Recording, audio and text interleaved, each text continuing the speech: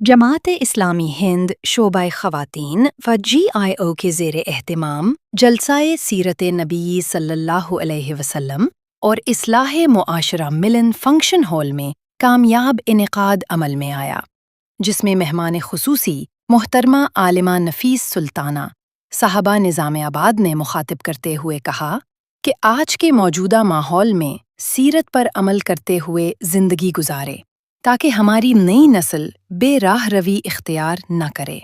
ہم خواتین تمام زندگی حضور اکرام صلی اللہ علیہ وسلم کے بتائے ہوئے راستے پر چلنا چاہیے، جس سے ہمارا بگڑا ہوا معاشرہ صراط مستقیم پر چل سکتا ہے۔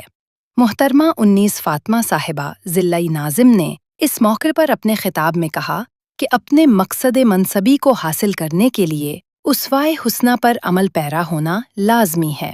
محترمہ مدیحہ عمرے ڈسٹرکٹ آرگنائزر GIO نے اپنے خطاب میں نوجوان لڑکیوں کو خصوصی طور پر کہا کہ معاشرے میں آج لڑکیوں کو کئی طرح کے تکلیف کا سامنا کرنا پڑ رہا ہے، اس لیے ہے کہ ہم ایک تنظیم سے جڑ کر متحدہ طور پر معاشرے میں برائیوں کا مقابلہ کر سکتے ہیں اور اصلاح معاشرہ میں ہم اہم کردار ادا کر سکتے ہیں۔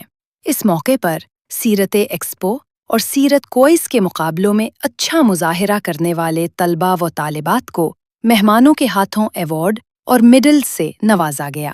اس جلسہ کا آغاز محترمہ نور جہاں صاحبہ کی تلاوت کلام سے ہوا۔ افتتاحی کلمات مقامی ناظمہ عشرت ریحانہ نے ادا کیے۔ ثانیہ فردوس مقامی صدر GIO ارمور نے تنظیم کا تعارف اور سرگرمیاں پیش کیا۔ جلسہ کی نظامت ثنا بیگم اور خنسا تحریم نے کی۔ صالحہ ناز کے شکریہ پر جلسہ کا اختتام